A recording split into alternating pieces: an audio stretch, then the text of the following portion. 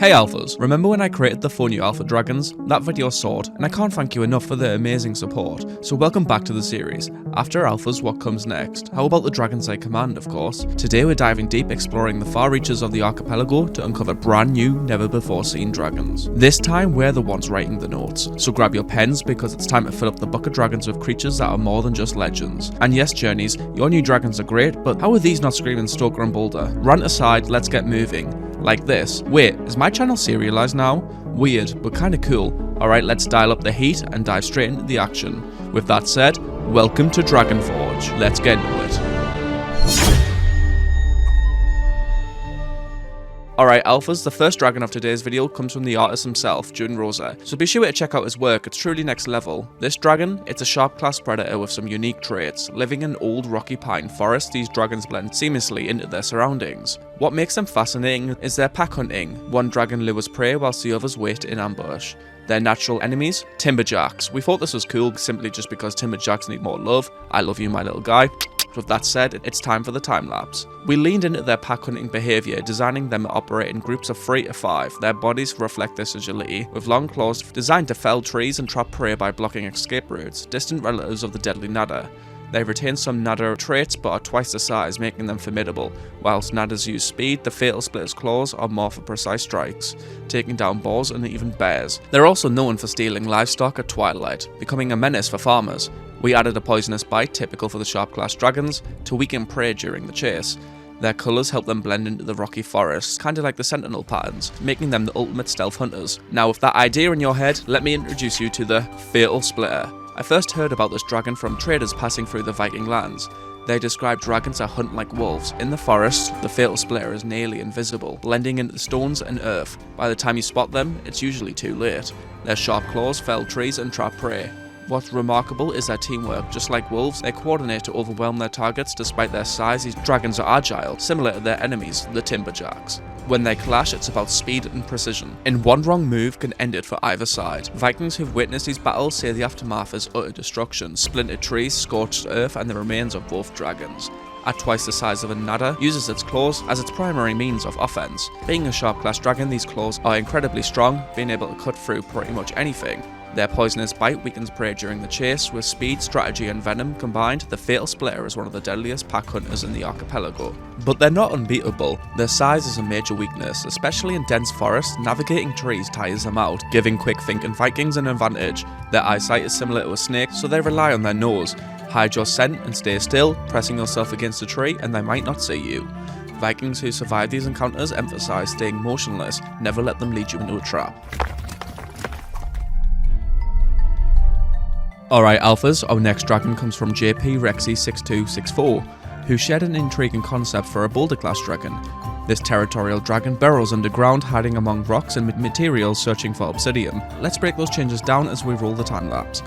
We ensured this dragon fits its environment. We kept its ability to blend into rocky terrain and added bioluminescent spots to help it see whilst digging for obsidian, giving it an eerie glow underground. This dragon has 2 stomachs like its cousin the Grunkle, one for normal digestion, the other for storing molten lava. What sets it apart is its ability to digest obsidian and fire sharp molten shards with pinpoint accuracy. We also focused on its defense. Its spines resemble jagged obsidian deposits, helping it blend into its surroundings. When still, it looks like a rock formation. Its large wings, uncommon for the Boulder Class, act as shields rather than being used for speed, protecting it from attacks. And now let me introduce you to the Obsididrake. I first heard of this dragon from former experienced trappers who claimed it was a boulder come to life. When the Obsididrake burrows underground, its spine resembles patches of obsidian in volcanic fields. By the time you notice, it's already too late. The Obsididrake doesn't chase its prey, it waits, perfectly still, using its obsidian-like spines as camouflage. Its uniqueness lies in its ability to fire obsidian shards at anything, threatening its territory.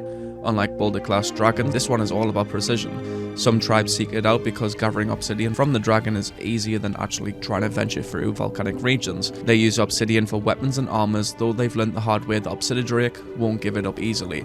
Though slow, the Obsididrake wings act as shield, making it tough to attack.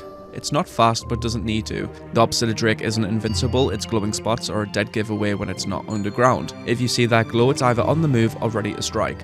Another weakness is its dependence on obsidian. It thrives in volcanic regions where obsidian is abundant, but without it the dragon is far less effective.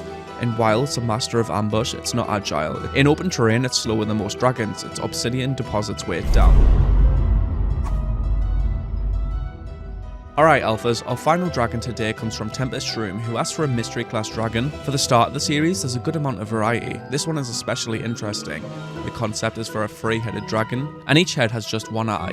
Originally it had a head at the end of its tail, but we made some tweaks to better fit how to train a dragon. Let's break those changes down as we roll the time lapse. We replaced the head on the tail with a more typical tail, though it retains the smoke producing paws. This gives it a more grounded design, similar to how the Zippleback uses its 2 heads.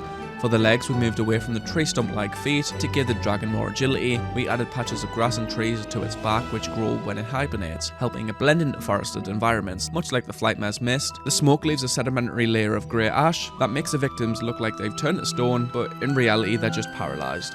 Now with those changes in mind, let me introduce you to the Gloomstalker. As the name suggests, this dragon is as elusive as it is terrifying.